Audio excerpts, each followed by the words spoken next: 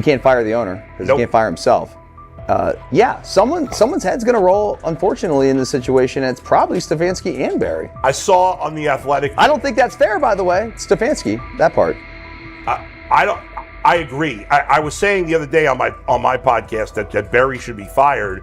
And I said I wouldn't fire Stefanski, but a couple of people made the point of saying, well, if you fire the GM, you got to give him a chance to hire his own coach, which is fair. That's true. Mm-hmm. So I would fire Barry. I would hire a new GM.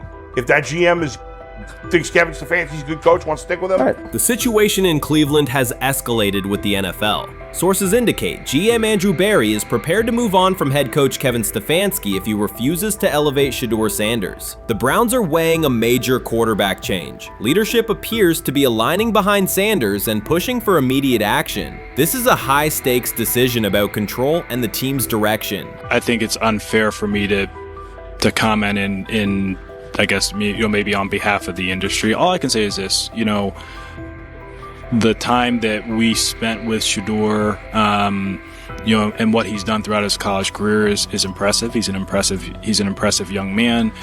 He's a really good quarterback.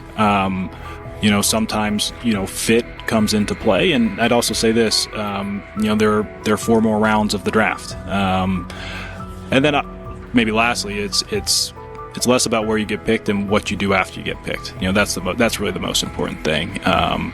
Getting to know him over the course of the spring, he has a ton of resolve. Andrew Barry appears to be at a breaking point. Pressure from fans and within the organization to play Shedeur Sanders is intensifying. Barry is pushing for a move towards Sanders, while head coach Kevin Stefanski remains cautious about altering the depth chart. The divide is clear. One side wants acceleration, the other a measured rollout. The organization is under heavy scrutiny, and the focus has shifted to when, not if, Sanders sees the field. Has the 4th highest odds of any head coach this season to be fired. He's clearly on the hot seat. It's been a discussion for really a couple of years now, dating back to last season's 3-win season. And he's always had kind of hot and cold seasons. And now the sports books are saying he's 4th on the list.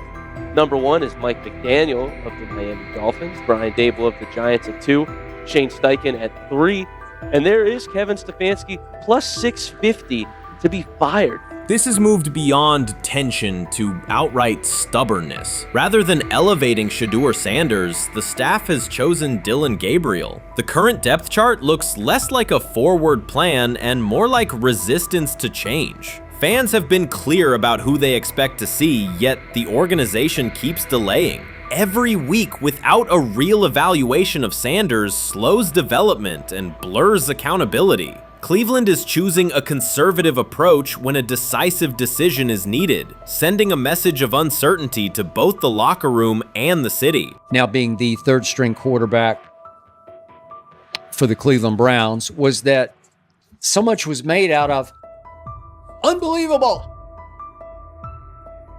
He actually made the team as the 3rd-string quarterback.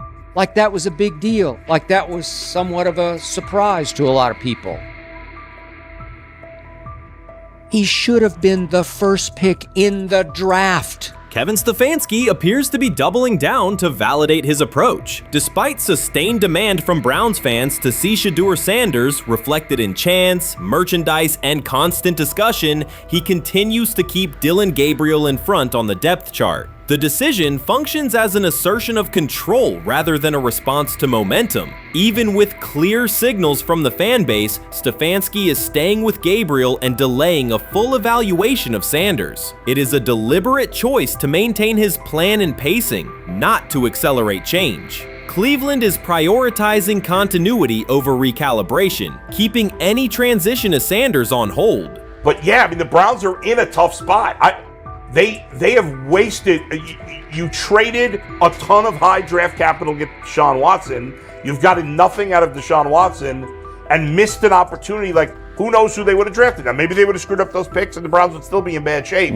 Andrew Berry is likely frustrated watching Dillon Gabriel default to conservative throws while the offense stalls. From a football perspective, this appears to be the hill Kevin Stefanski is choosing to stand on. Keeping Gabriel ahead of Shedeur Sanders has limited the unit's explosiveness and prevented a full evaluation of a higher ceiling option. Drives end quickly, field position flips, and momentum is lost while Sanders remains on the sideline. Fan patience is wearing thin. Each ineffective series intensifies criticism and shifts scrutiny toward the coaching staff's criteria for the depth chart. With every additional snap for Gabriel, the decision reads less like an open competition and more like rigid adherence to a plan that isn't producing results. The optics are clear. A dynamic quarterback sits while a cautious approach keeps the offense in neutral. If this continues, accountability questions will grow inside and outside the building. What performance benchmarks keep Gabriel ahead of Sanders? When will Sanders receive first-team reps in live situations to allow a fair comparison? The front office must decide whether to preserve continuity or pivot toward a timely assessment of Sanders. The longer the current approach stays in place, the more it signals stubbornness rather than adaptation, and the more pressure mounts to realign the plan with on-field output.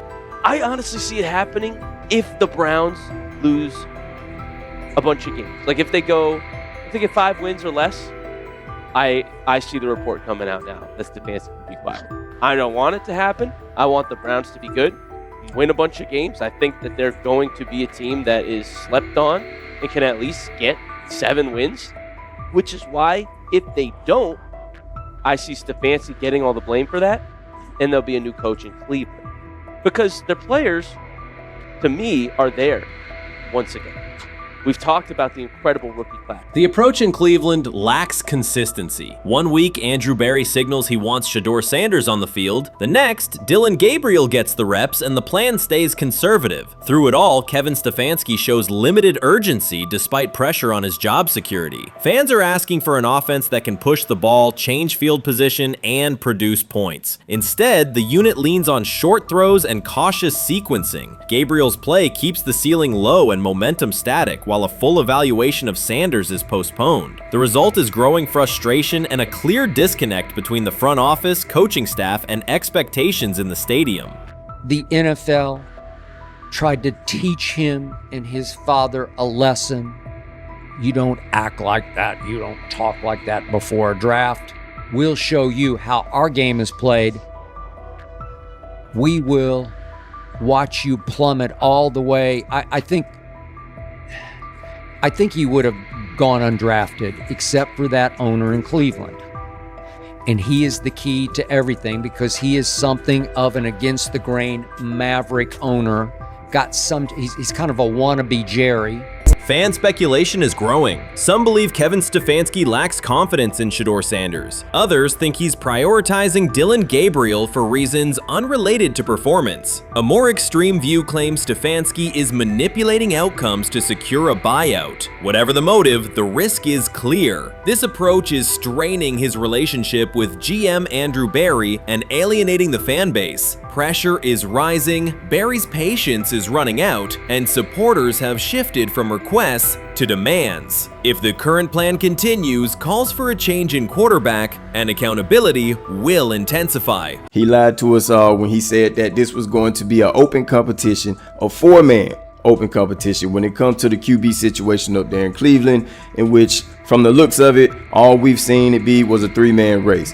The only people that has been getting reps in with the first team or with the veterans are Joe Flacco, Kenny Pickett, and Dillon Gabriel. We've never seen my boy Shedeur Sanders get a chance to get in. Even with him doing the things that he has been doing up there, he has yet to get in with the... Shedeur Sanders was caught off guard by Coach Kevin Stefanski's recent remarks, which have sparked talk of bringing in another starting quarterback. Commentators are debating whether Stefanski's comments reflect eroding confidence in Sanders or a brief lapse in judgment, but the rookie now faces intensified scrutiny over his role. The Browns, we got an analyst that says that Shedeur Sanders should have some kind of a ban? Banishment of some kind? Come again? Say what? For what? And we've got, this would be more troubling.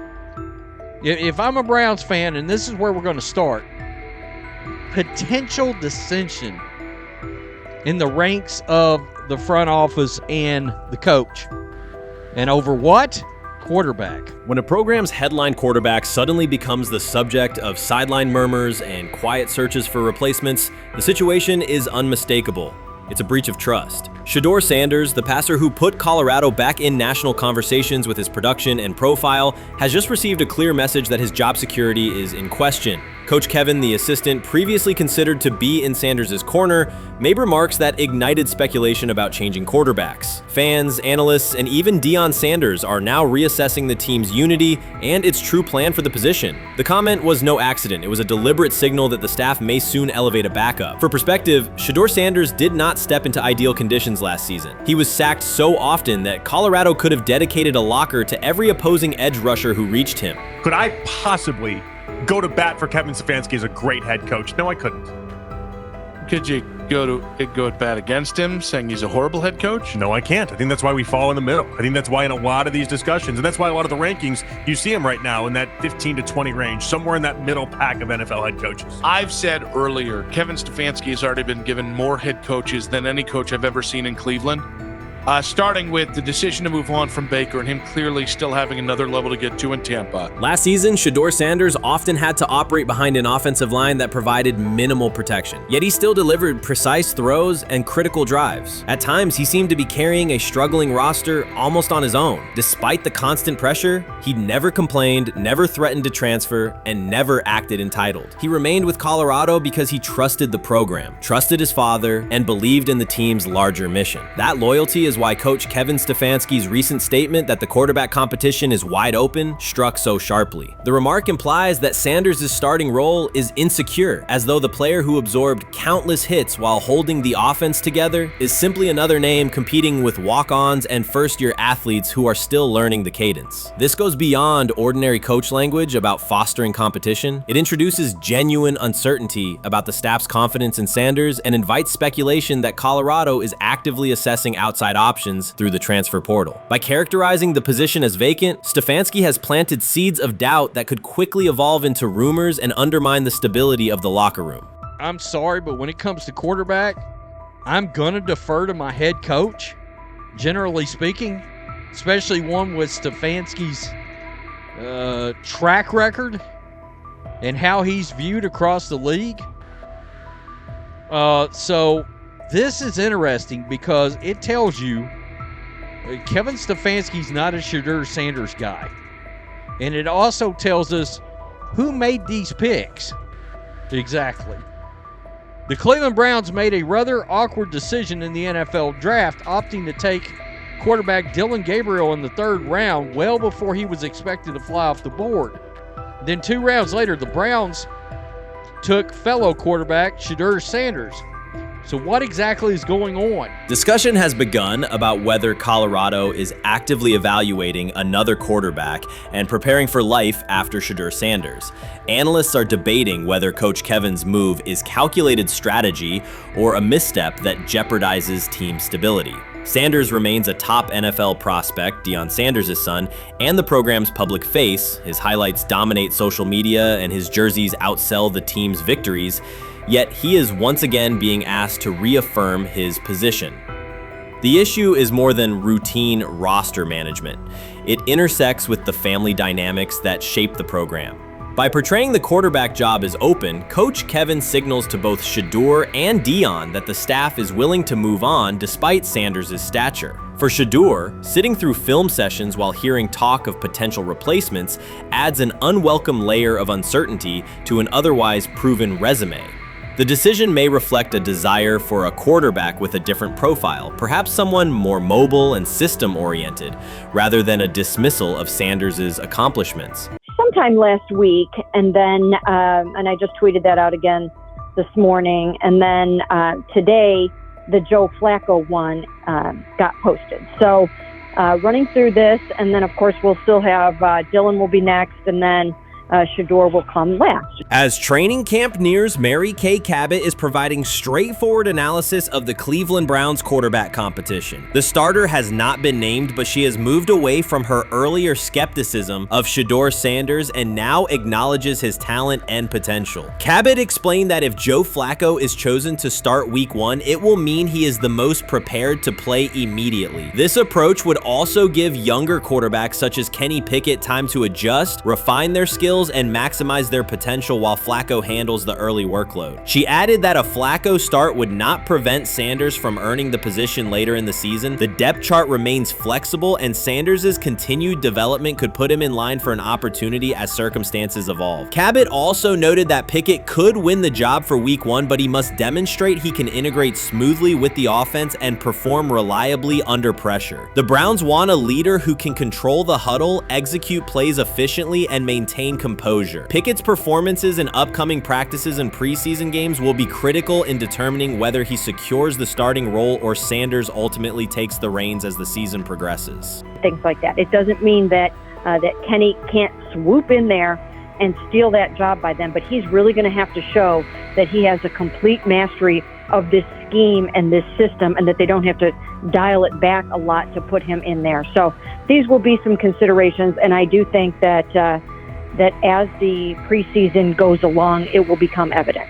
Mary Kay Cabot recently stated that Shedeur Sanders is ready and the Cleveland Browns are monitoring him closely. After a strong showing during organized team activities and minicamp, Sanders has made notable strides in his development. With continued progress, he is expected to return to the field prepared to contribute meaningfully. The Browns coaching staff is tracking his growth, and anticipation about his long-term role is increasing. Cabot added that if Sanders maintains this trajectory and continues to demonstrate poise within the team, he will have a legitimate chance to earn the starting quarterback job. Each practice rep strengthens his case, reinforcing the possibility that his development could benefit both the player and the organization. As Sanders impresses, discussion about his future in Cleveland becomes more compelling. Cabot also emphasized Sanders' advanced understanding of the offense. She noted that his football IQ appears in every drill and that he seems ready to execute the Browns system at full speed. His ability to process defenses quickly and make decisive reads distinguishes him from his peers. With the appropriate opportunity, Cabot believes Sanders could become a genuine difference maker for the Browns. One area Cabot highlighted is Sanders' command of pre-snap adjustments. His capacity to diagnose defensive fronts and communicate changes gives him an edge and reflects high football intelligence. If he translates those reads into consistent connections with his playmakers, he could elevate the Browns' offense significantly. By comparison, Cabot said quarterback Dillon Gabriel is still refining his grasp of complex terminology and play calling. While Gabriel possesses upside, Sanders' comfort with intricate concepts and his ability to manage tight pockets under pressure give him a clear advantage at this stage. Gabriel must sharpen those elements to compete at Sanders' level. Cabot previously reported that Sanders had already earned first-team practice snaps ahead of Gabriel. Her latest update confirms that Sanders is now approved as the Browns' starting quarterback, solidifying the organization's commitment to him as QB1. Expectations are high, and his response to the challenge will be closely watched throughout training camp and preseason. Cabot further noted that head coach Kevin Stefanski authorized Sanders to take expanded first-team reps beginning next month. This milestone underscores Sanders' readiness and the coaching staff's confidence in his progress. As the regular season approaches, Sanders aims to cement his status as the starter, and the competition for that position is intensified. Though Sanders leads the race, Kenny Pickett remains in contention. Cabot stressed that Pickett must prove he can integrate seamlessly with the offense and perform consistently under pressure. His performance over the next several weeks will determine whether he can challenge Sanders for the starting role. With both quarterbacks vying for the top spot, the Browns' Week 1 starter will be one of the most scrutinized decisions of the upcoming season. For now, Cabot's reporting underscores Sanders' rapid ascent, strong football intellect, and growing command of the offense, qualities that position him well to lead Cleveland's offense when the opportunity arrives. This is exactly what he says. I'm told the footage of Shedeur Sanders meeting with the Giants is so bad that both the Browns and the Sanders family have threatened legal action if it is published. The New York Giants have released audio from their draft interview with Shedeur Sanders, and the disclosure has drawn intense public reaction. Fans want to know whether Sanders made critical remarks and why the Giants shared material that should have remained confidential. The situation revolves around an open microphone, contentious comments, and the broader implications of the leak. The New York Giants published a brief, edited segment from their interview with Shedeur Sanders and withheld the remaining footage. Observers are debating whether this was a strategic public relations decision or an attempt attempt to discredit him. The team has offered no additional explanation, and many fans view the limited release as inadequate and potentially misleading. They are demanding full transparency and accusing the organization of orchestrating a negative narrative. While criticism of Sanders is vocal, his supporters are responding with equal intensity. There was another team that he sat down with. What do you mean it didn't go well after that? So, he was pissed that they did that to him. They did that to him. He counter-confronted the them. same thing they do to every other quarterback prospect. They did that to him. They slide in a mistake to see if you catch it. Right. And so because you're the quarterback. But he didn't take it as a correction. He took it as like he got pissed off. Yeah, and it's like so here's another one. So another one was, he throws a bad interception, and it was a deep throw early in the game, and he comes back and they go in the meeting, they show the interception. The Giants have released only a brief excerpt of the interview and are refusing to share the rest. Their decision has drawn criticism across TikTok, X, and Facebook, where many see it as a poorly handled public relations move. Fans are calling for the full recording to be published so the situation can be judged in its entirety. The GM is on film that the son, they asked the son last draft, yo, who you think I should pick? His son like, yo, you need to get the Jaden Daniels, big.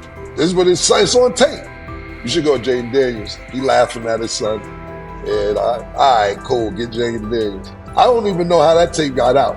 I wouldn't have let the get out. Shedeur Sanders appears unfazed by the situation. Although the Giants suggested he was more hype than substance, their handling of the interview has instead elevated his visibility. Analysts across major sports outlets are now discussing him more than before, keeping his name prominent in the news cycle. New York Giants, where these tapes at? You hear me? Because if Shedeur Sanders was so unprofessional, y'all would have leaked the tapes for the whole world could see, right? Cause understand, it's a lot of he say, she say. But one thing I do know, as a young black man growing up in this world, being straightforward and not sugarcoat anything. The Giants' PR team appears to reject Sanders' family connection outright, a decision many view as unprofessional and lacking nuance. Internal discussions seem to have dismissed quarterbacks with prominent relatives as poor fits for the organization, revealing limited awareness of public perception. The response was swift. A single edited clip ignited widespread debate on social media, with fans asking why essential segments were held back and what the team might be hiding. Critics argue that if the full interview contains nothing damaging, the club should release it in its entirety. Online discussion intensified immediately and continues to gain momentum. What they do during the film and the combine and the meetings is teams will install mistakes intentionally planted in the install, and they want you to catch them. Shedeur didn't, and when a coach called him out, once again, it didn't sit well.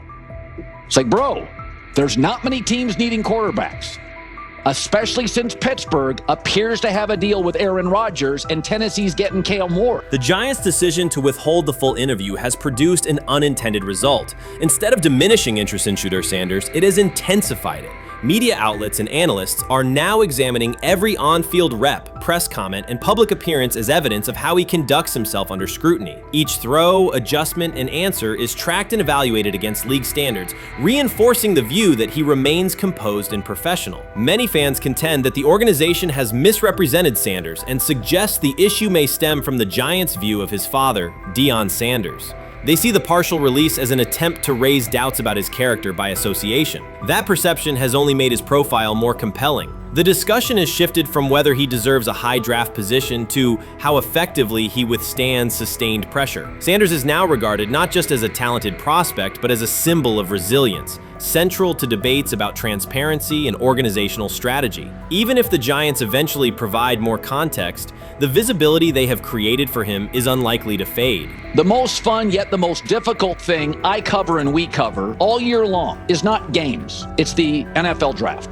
Because I've said this many times, you get lied to for a month to 2 months up to it. And so often during the draft, and every few drafts, there's a guy that really falls, precipitously falls. This year it was Shedeur Sanders, it's been Aaron Rodgers, it's been Dan Marino. Every few years somebody falls a lot. And so, but those stories don't come out until like the fall. Criticism of Shedeur Sanders from within the Giants organization has become increasingly public. Team communications appear focused on casting him as an overhyped prospect, whose character should be questioned, a narrative that seems aimed at shaping opinion rather than assessing performance. Yet each selective release or negative remark has instead amplified attention on Sanders and elevated his reputation. Efforts to confine him to a narrow, unfavorable image continue to produce the opposite effect, reinforcing his position as an underdog who endures external pressure. The debate has shifted from football analysis to broader concerns about narrative control and transparency. Fans, reporters, and online communities are still urging the Giants to publish the full interview, arguing that only complete context can resolve speculation. The organization's refusal to comply has intensified scrutiny and led many observers to conclude that the team underestimated public reaction and now faces questions it could have avoided with full disclosure. The tapes, the New York Giants have the tape. They definitely have the tape. It's confirmation that they have the tape. Shedeur didn't do nothing. It's what they saying he did. I'm gonna tell you what these mixed reaction right here. So we already know about the New York Giants, but the Pittsburgh Steelers head coach Mike Tomlin reported admired Sanders' talent, but hesitated to draft him due to previous challenges with quarterbacks like Russell Wilson and Justin Fields, leading to more cautious approach. Las Vegas Raiders. Sanders met with Raiders at the NFL scouting combine and expressed enthusiasm about potentially joining the team. His familiarity with the West Coast offense and quick release was noted positive, though concerns about his ceiling. Hours after the Giants posted that short audio clip, the timeline never slowed. Comment threads filled with frame-by-frame breakdowns, lip-read attempts, and side-by-side comparisons of what was said versus what was left out. Reporters called league contacts. No one could explain why a franchise would stir this level of curiosity only to seal the vault. Each refusal sharpened focus on Shedeur Sanders, turning routine throws into national talking points. Analysts kept circling back to the same note. His cadence at the line looks unchanged, steady against the noise. Hashtags demanding the full interview, trend drop, and trend again. Podcast hosts bump scheduled segments to lead with the leak. Rival teams get asked how they would handle a similar situation, then quietly check their own archives. Inside Giants headquarters, the plan to shape the story looks less like strategy and more like a slow burn spotlight they can't switch off. And now every preseason snap, every media availability, every stray sideline camera angle gets fed into a loop that asks, what are they still hiding? The file remains locked. Curiosity keeps compounding. Until someone presses upload or steps to a podium and explains the redactions, the subject drifts away from depth charts and play design, fixing instead on secrecy, control, and the risk of underestimating how fast attention turns pressure into permanence. Momentum isn't fading, it keeps recalibrating, louder, impossible to mute. The rumors have ended, the decision is public. Cleveland Browns owner Jimmy Haslam has informed every level of the organization that unless an unforeseen injury intervenes, Shedeur Sanders will start at quarterback in week 1. The announcement is not an informal suggestion or a quiet push in the background, it is a direct order. Multiple independent reports, amplified most visibly by Colin Cowherd, confirm that Haslam delivered the directive himself. From the owner's viewpoint, the logic is simple. No one else on the roster offers the same combination of talent, leadership, and long-term upside. Joe Flacco is approaching the twilight of his career. Kenny Pickett has shown flashes but remains inconsistent. Dylan Gabriel, taken in the 3rd round, is a developmental project. By contrast, Haslam believes Sanders can alter the franchise's trajectory immediately, and he refuses to allow internal hesitation to stall that possibility. The standoff traces back to April. General manager Andrew Berry and head coach Kevin Stefanski entered the draft wanting a low-profile prospect who would fit quietly into the existing depth chart. They prioritized scheme familiarity, modest public attention, and a clear developmental timeline. When the board lined up, they reached for Gabriel in round 3, reasoning that an early investment would justify keeping a rookie on ice behind the veterans. But Sanders continued to slide, first through day 2, then deep into round 5. Haslam watched the names come off off the board, convinced the league's bias against Deion Sanders' outspoken son was obscuring legitimate first-round talent. When Cleveland's fifth-round pick arrived and Sanders was still available, Haslam intervened. He did more than approve the choice, he overrode the original plan, making it clear that the organization would select Sanders and give him every chance to compete. From that moment on, the Browns' internal narrative splintered into two camps, those ready to accelerate around their owner's vision and those still trying to protect their original approach. Once rookie minicamp began, Sanders erased much of the speculation. He commanded huddles, processed coverages quickly, and delivered throws with anticipation that belied his draft slot.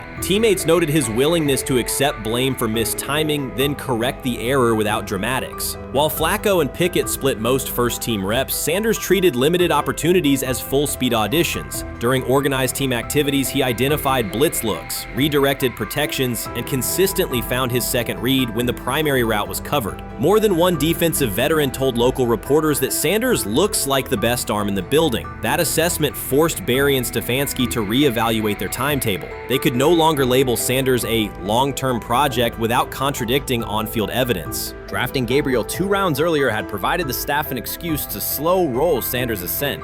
Coaches could point to investment cost, meeting room familiarity, and installation comfort to justify Gabriel's snap share. Yet each practice rep in which Sanders outperformed the third rounder weakened that shield. Behind closed doors, position coaches began requesting more Sanders film for cut-ups, and offensive assistants quietly shifted meeting questions toward concepts the rookie already executed well. By mid-June, Barry himself started describing Sanders not as a developmental asset, but as a competitive option.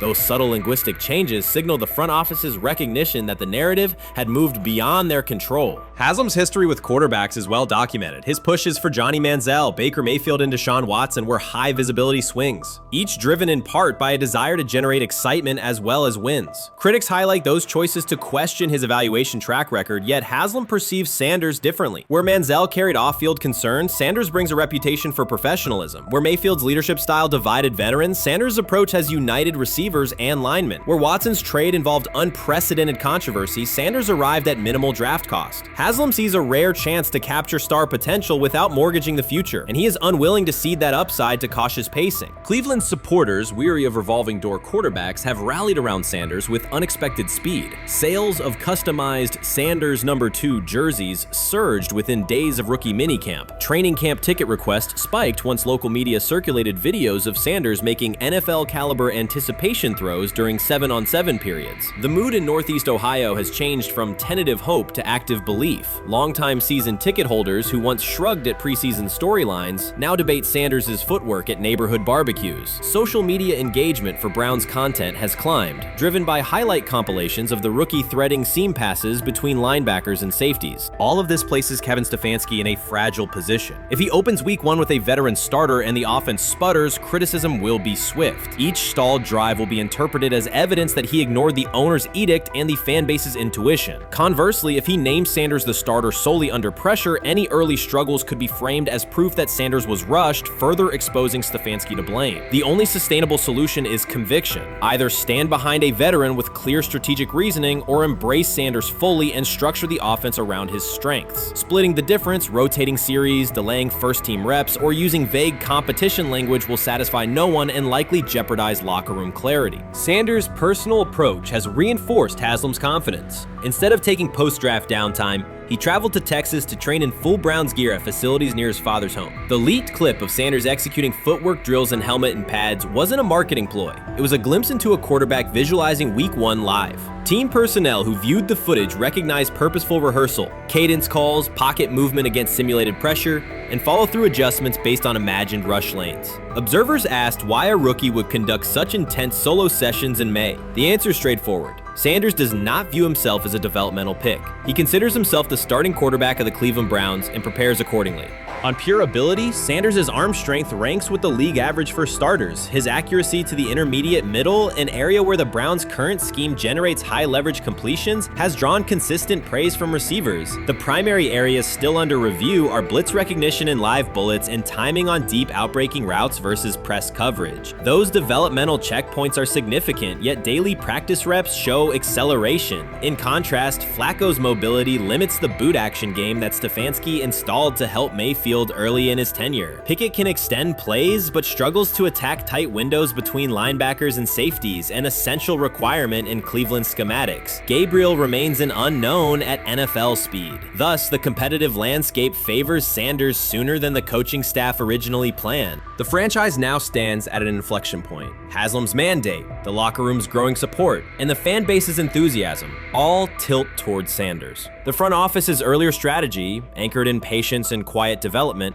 is increasingly untenable. Barry's shift in messaging indicates grudging alignment, but final authority over the depth chart rests with the coaching staff, unless ownership directly intervenes on game day decisions. A move rare but not unprecedented in the NFL. Should Stefanski align with the owner and name Sanders the starter before preseason concludes, he can claim proactive vision and tailor the offense through training camp. Should he resist and open with a veteran who falters, he risks rapid loss of credibility and possibly his position. Either path carries pressure, but only one aligns with the momentum sweeping through the building.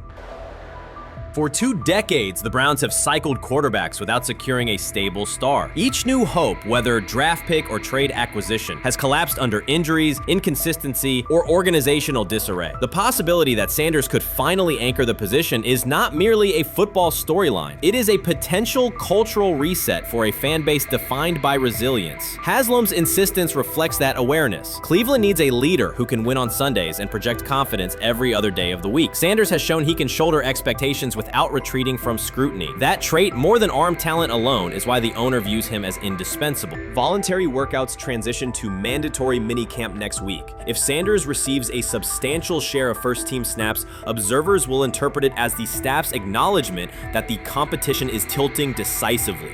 A public declaration may not follow immediately, but every rep allocation is a signal. If, however, the staff continues funneling most top unit snaps to Flacco or Pickett, tension will escalate. Local media will question the evaluation process. National analysts will debate the merits of letting a rookie learn through live action versus controlled practice. Inside the facility, players will recognize any disconnect between performance and opportunity, and unity could fray. The Browns have reached a decisive moment. Shedeur Sanders has demonstrated the skill, poise, and work ethic to justify starting in week 1. Jimmy Haslam has publicly positioned him as the future, and by implication the present of the franchise. Kevin Stefanski and Andrew Barry must either endorse that vision or brace for the consequences of delaying it. For Cleveland fans, the significance is clear. A legitimate chance to exit the cycle of quarterback uncertainty and rally behind a signal caller capable of commanding the field and galvanizing the city. Whether that opportunity is seized promptly or postponed will define the Browns' 2025 season and likely the tenure of the decision makers involved. I view things as I got time. I got time to be able to grow and mature, and be able to understand the ins and outs of the defenses and be able to get the good insight from the vets in the room. So I look at it as, a plus. And whenever, it's time for me to play. Shedeur Sanders rolled into Browns camp and instantly made the whole practice feel like a recess pickup game. NFL vets suddenly looked like they'd forgotten the playbook and were just trying to keep up. With that being said, I see some balls coming out of Shedeur Sanders at that camp, and I'm like, kind of looks like a guy. Yeah, I'm reading. He can sling it. Read the teeth. I see him, some of the veterans, how they talk to him, mic'd up, see what he's doing in the community. Talking about Njoku there? Njoku, Mike that. Yeah, once you see, different little interactions and things like that, we know I know he has the talent. We'll see. It'll be a competition that usually brings the best out of guys, especially young guys. So I'm interested to see how that quarterback situation. Right after Shedeur Sanders tightened his cleats and the Browns settled in for what they figured was a routine camp day, the whole vibe tilted sideways. No blazing comet, no UFO touching down at midfield, just a swagger-charged quarterback striding in like he'd crashed the wrong league and thought, yeah, I'll stick around and run this show. The Browns had no clue what storm was rolling in. You'd expect an NFL team to do a quick scout, maybe pull up a highlight reel or two, but nope. They greeted Shedeur with a shrug, only to watch him seize the field on snap 1 and run the whole operation like a seasoned pro. First and foremost, he's been the best quarterback in camp. Now look, Joe Flacco ain't had many opportunities. There was a whole day I saw he didn't throw the ball at all. Here's my theory on the situation. They already know who's starting in the number 2 is. They already know. Joe Flacco and Shedeur Sanders is already locked up. You're missing the boat, people. You're missing the boat. Your boy, Kenny Pickett and Dylan Gabriel, oh, they're fighting. Shedeur didn't merely clock in, he hijacked the session. One moment he's loosening his arm, the next he's roasting veteran QBs like faded names on busted draft boards. Defensive coordinators everywhere had the same gut punch reaction.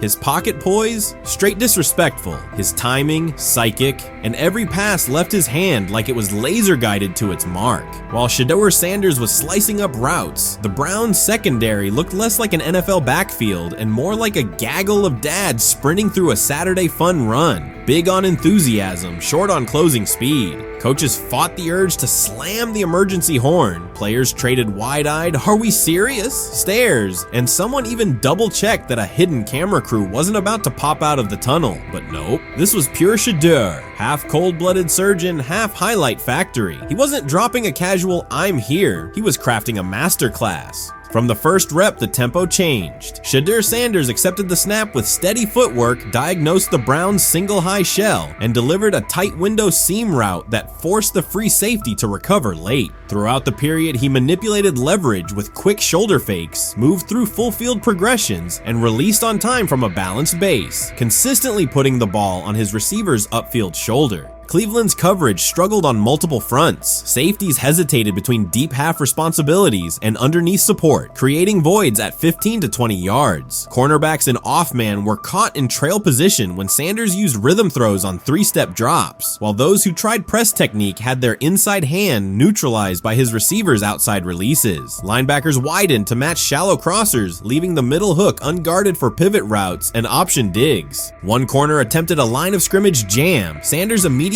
adjusted the route to a back shoulder fade, releasing the ball before the break and rendering the press ineffective. Over the session, he showcased pocket discipline, reclimbing to maintain throwing lanes rather than drifting, and finished with a series of anticipatory throws against cover 2 cloud, fitting vertical outs between the flat and deep half defenders. Sanders' combination of rapid post-snap processing, precise ball placement, and pocket efficiency exposed coverage mismatches at every level and highlighted communication gaps in the Browns secondary. By mid-session, the Browns defensive staff clearly recognized their calls were outmatched. Every adjustment, a roll to cover 6, a simulated pressure, a late rotate to 2 high, was neutralized once Shedeur Sanders confirmed the post-snap picture. Routes that had taken weeks to script were beaten by timing and location. Comeback set at 12 yards broke open before the corner's transition. Slot seam-outs dotted the void between the flat and deep half defender, and boundary receivers beat press with quick hand techniques, receiving the ball before the trail man could recover. Sanders' command was methodical. He used cadence to freeze plug blitzes, re-ID'd the mic when linebackers sugared the A-gaps, and maintained a firm base so he could reset and fire without resetting his feet. His receivers benefited from that rhythm. Top of the stem, eyes back, ball delivered on their upfield shoulder, allowing immediate transition to YAC. The Browns front tried a late stunt to compress the pocket. Sanders climbed 2 steps, re-spotted the shallow crosser, and delivered in stride, turning a potential sack into a 20-yard gain. What stood out most was how little ramp-up Sanders needed. From his first series, he processed full-field concepts at tempo, cycling through progression reads without hitching. The poise under interior pressure, consistency in ball placement, and ability to manipulate zone defenders left the Browns' coordinated disguise packages ineffective and forced them into static coverage by the end of the period.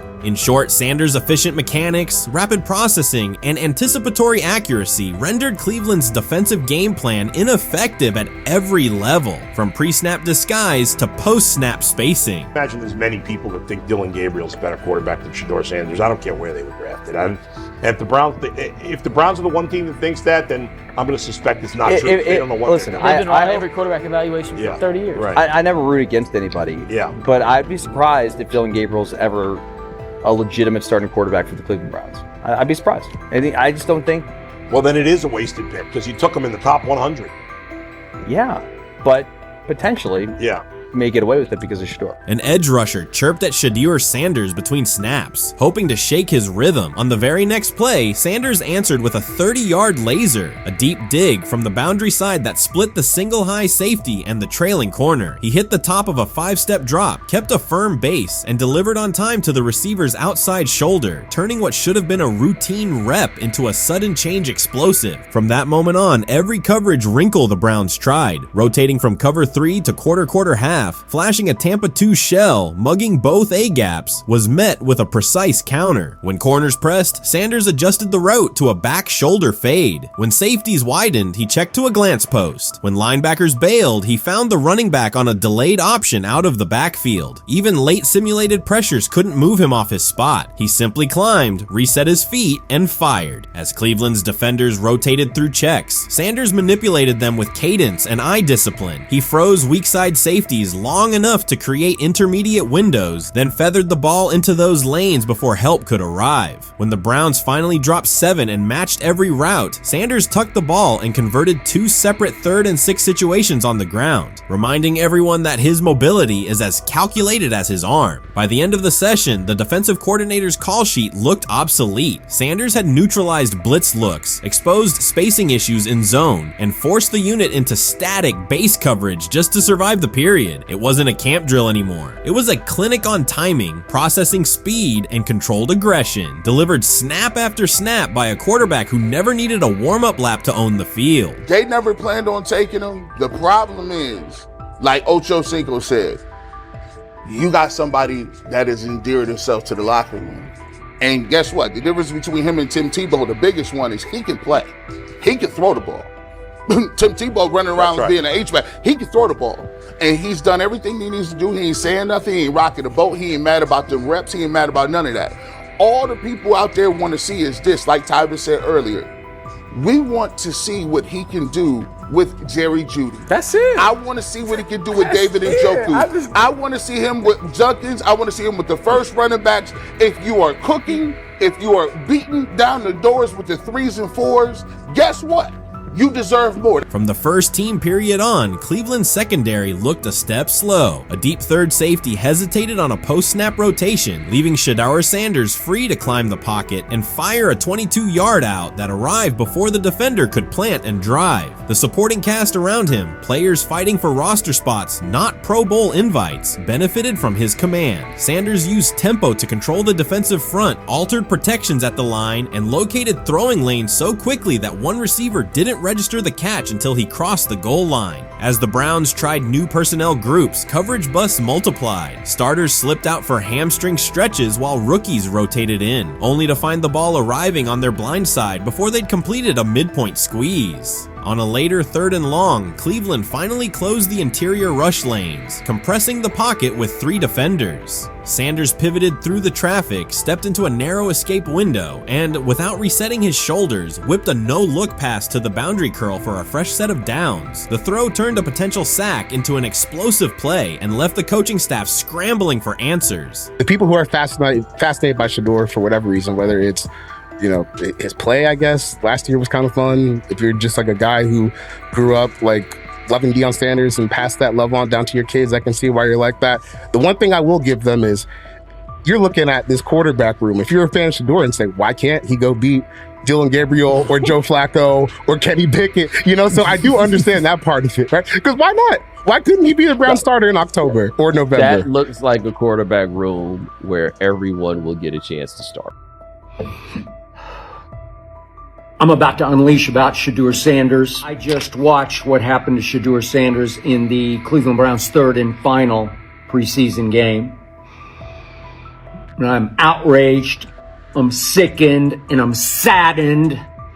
By the way, Shedeur continues to be treated in the National Football League now by those sorry-ass Browns and sorry-ass Kevin Stefanski. The Cleveland Browns are once again mishandling a promising quarterback. Skip Bayless criticized the organization for failing to develop Shedeur Sanders and for misusing his skill set. He argued that the team's decisions are undermining Sanders' progress and turning a major investment into a cautionary example. Bayless pointed to inconsistent usage, questionable play calling, and a lack of clear direction as key issues limiting Sanders. He said the Browns need a defined development plan and stronger support if they expect Sanders to succeed. Skip Bayless delivered a direct, critical assessment this week. After seeing Shedeur Sanders in a Browns uniform, he argued that Cleveland is mishandling the quarterback and undermining his development. Bayless said the team's approach shows poor planning and inadequate support around Sanders. He dismissed excuses about strategy and emphasized the need for better coaching, deployment, and protection. In his view, the Browns are setting themselves up for problems before the season begins unless they establish a clear plan for Sanders. Given the team's recent decisions, his reaction is understandable. Cleveland has a history of inconsistent quarterback development. Shedeur Sanders is a premium prospect, the son of a Hall of Famer, a proven college performer, and a widely recognized figure. The organization should prioritize his reps, protection, and a clear development plan, not place him behind Dylan Gabriel as if he were a secondary option.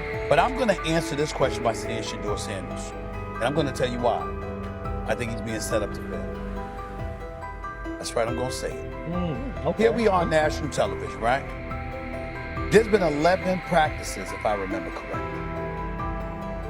He's been starting against he's been playing against the third unit. He's fourth on the depth chart. And then suddenly you throw him into the start line, and he hasn't had any reps for the first team at all. Think about that. So you're just gonna throw him to the wolves like that, huh?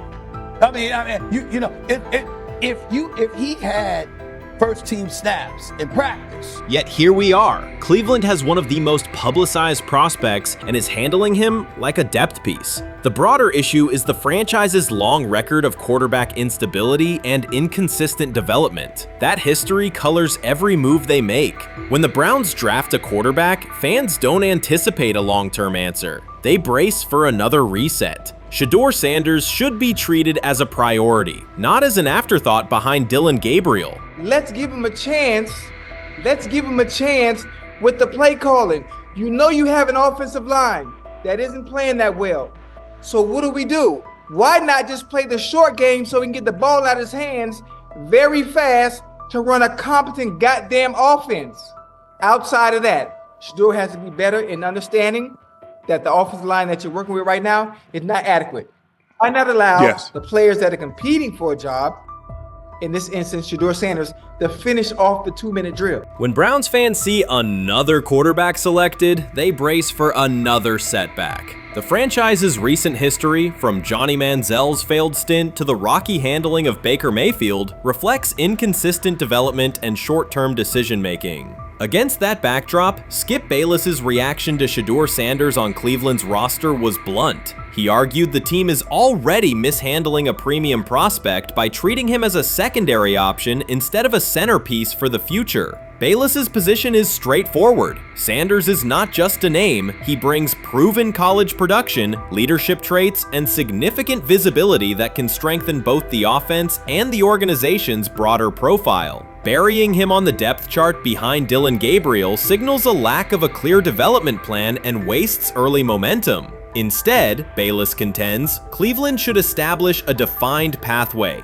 First-team practice reps, protection and personnel tailored to his strengths, deliberate play calling that accelerates processing, and measured in-game opportunities that build confidence and execution. In his view, the Browns need alignment from the front office to the coaching staff to prioritize Sanders' growth. Continuing to treat him like a depth piece risks repeating the same cycle that has undermined previous quarterbacks. Committing to a coherent plan gives Sanders and the franchise a realistic chance to convert potential into sustained performance. Honestly, guys notice it more when you're out winning games, right? If Cleveland starts off in a bad start, they're not doing well, and all of a sudden Shedeur or Dylan Gabriel are doing well in 7-on-7. They're throwing dimes. In practice drills, the number one defense can't stop them. People take notice of that. And the more that the players see it, they're gonna then the the comments start happening over the lunch table. They start happening throughout the building, and that's when the pressure really will get severe. The Cleveland Browns were focused on resolving their quarterback situation until Jason Kelce made pointed comments that triggered a strong reaction from ownership. The response inside the organization was immediate and intense. What exactly did Kelce say that has the dog pound on edge and the front office under pressure? We've seen that miserable game by the Cleveland Browns. So they throw Joe Flacco in there, and I like Joe Flacco. He did good, but they gave him the resource of all the first team guys. Then they throw Dylan Gabriel in there with first teams and second teams. So Dylan always is getting protected. The same thing again, they gave this scrub max protection on every play. Yeah, he completed some passes, but let's talk about his mistakes. He's still inconsistent with his throws, but he at least had max protection.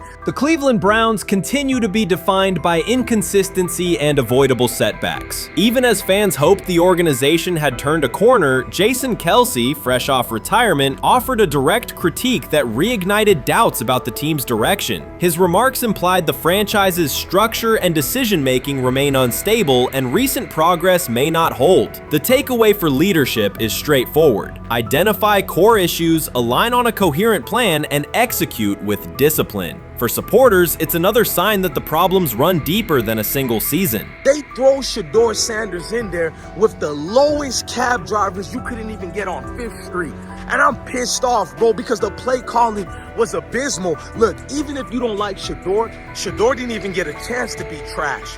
Even if you think Shedeur is garbage, he didn't even get a chance to be garbage. That's how awful the offensive line was. Kevin Stefanski still doesn't want to give Shedeur second strings and first strings reps. Why is that? Browns ownership's response shifted from measured to urgent. The pattern is familiar in Cleveland. The team once treated Johnny Manziel as a franchise solution, retained Hugh Jackson for a second year despite results, and invested heavily in Deshaun Watson through a costly trade and contract. These decisions reflect aggressive but poorly aligned planning. The outcome has been continued instability instead of sustained progress.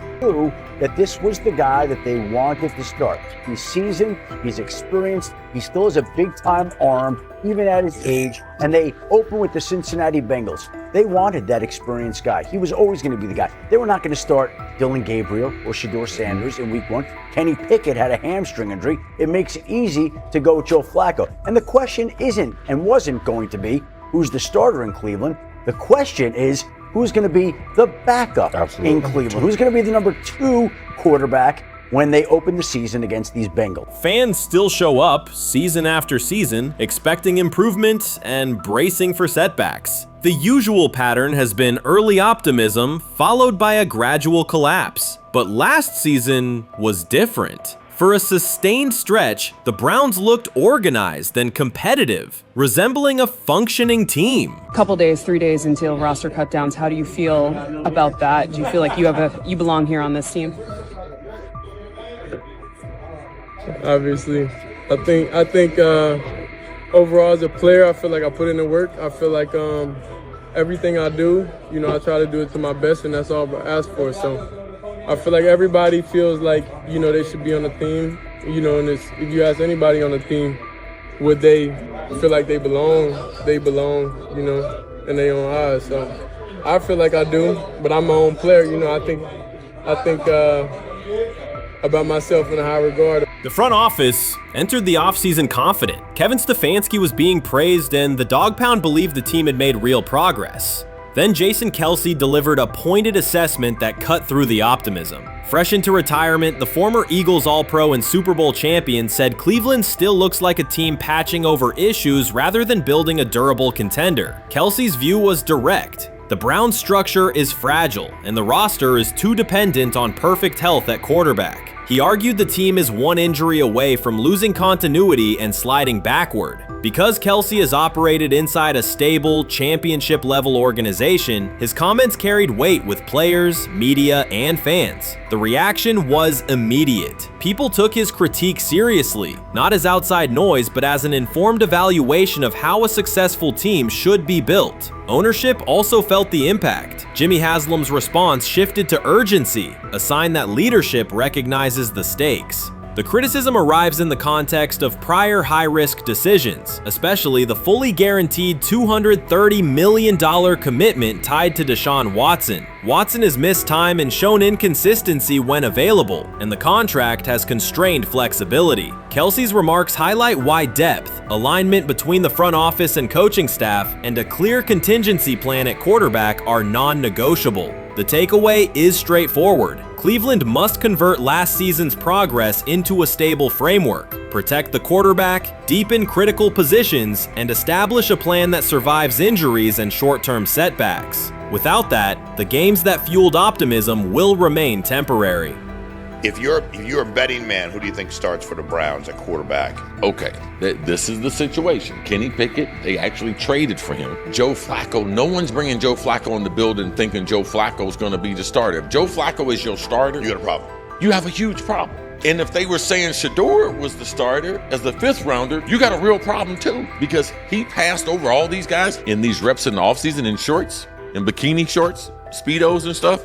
Like, no. That kind of stuff. So I'm not that surprised. When you put down a 3rd round pick on a quarterback, you do believe he has a certain skill set. Jason Kelce stated the obvious. Cleveland committed to a quarterback who hasn't played at an elite level in years, and Joe Flacco's playoff run didn't change the long-term outlook. Ownership appeared more upset that the criticism was public than by the substance of the critique. Many fans agreed. They've seen this pattern before. Rosters age, injuries are inevitable, and when a single contract dominates the cap, one setback at quarterback can undermine the entire season. Kelce's broader point was about structure. The Browns prioritized the high-cost, uncertain starter over depth and contingency. The late-season surge masked issues that remain: limited cap flexibility, thin depth at key positions, and an offense that lacks a credible Plan B. Fans recognize how quickly a strong defense can decline with injuries, and how an offense without redundancy stalls. The AFC North raises the stakes. Baltimore with Lamar Jackson sustains a top standard. Cincinnati with Joe Burrow returns to contention when healthy. Pittsburgh rarely slips below .500 under Mike Tomlin and wins with defense and consistency. In that environment, Cleveland can't rely on perfect health or peak form from one player. The path forward is clear. Diversify cap allocation, reinforce the offensive line and receiver depth, carry a legitimate backup plan at quarterback, and install a scheme that functions regardless of who is under center.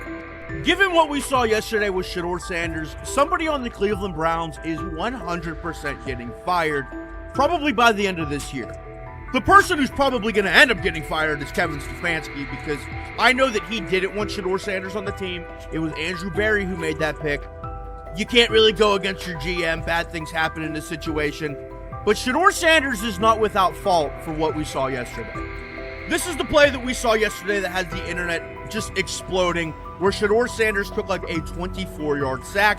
Half of the internet is saying that this is all Kevin Stefanski's fault. Cleveland showed progress last season, but the underlying concerns remain. Jason Kelce highlighted them directly. The Browns' long-term plan is fragile, cap-constrained, and overly dependent on perfect health at quarterback. His comments focused attention on structural issues, roster depth, continuity in coaching, and a sustainable offensive approach, rather than a single hot streak. That criticism resonated because it reflected what many around the league already see. Ownership's reaction underscored the sensitivity. Jimmy Haslam has presided over frequent coaching and quarterback changes, and external scrutiny carries weight when it comes from a respected veteran with championship experience. Kelce's remarks reinforce that last year's Joe Flacco stretch was a short-term solution, not a foundation. The team still needs a durable plan that can withstand injuries and inconsistency. The practical takeaway is clear: stabilize the system, diversify cap usage, and build depth at key positions so the offense functions regardless of who is under center. That includes a coherent development pathway for younger talent such as Shedeur Sanders, with defined practice reps, protection, and scheme alignment. Kelce didn't say anything outrageous. He articulated the gap between a brief surge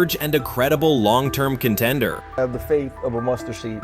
Right, because this is the greatest resurrection since Jesus the Christ. Right, like at some point, Joe Flacco was thinking about getting into TV. Yeah. Right, Joe Flacco didn't have a job, and then now you not only come back and start for the Cleveland Browns late in the 2023 season, but they came back around to you. You're now the day one starter for a franchise that just 2 years ago was in the playoffs. The Browns' quarterback situation remains unsettled. Deshaun Watson was expected to be the long-term answer, but injuries and inconsistent play have prevented him from reaching an elite level. When the team turned to Joe Flacco after Watson's season deteriorated, Flacco immediately lifted the offense and produced results that highlighted the gap between expectations and reality. That a 39-year-old late addition could outperform a $230 million starter was not just a short-term surprise, it raised fundamental questions about roster construction and evaluation. Quarterback depth has been fragile, and the late-season surge masked broader structural problems. Jason Kelce's remarks made that clear. Cleveland is vulnerable if the starter is unavailable, cap flexibility is limited, and the offensive plan lacks a stable contingency. His critique drew attention to leadership and planning as much as on-field performance. Jimmy Haslam's strong reaction reflects the pressure on ownership. The organization has promoted a message of stability and progress, but Kelce's assessment suggested those gains are not yet durable. The path forward requires a realistic approach to the cap, a credible backup plan at quarterback, and a system that holds up regardless of personnel.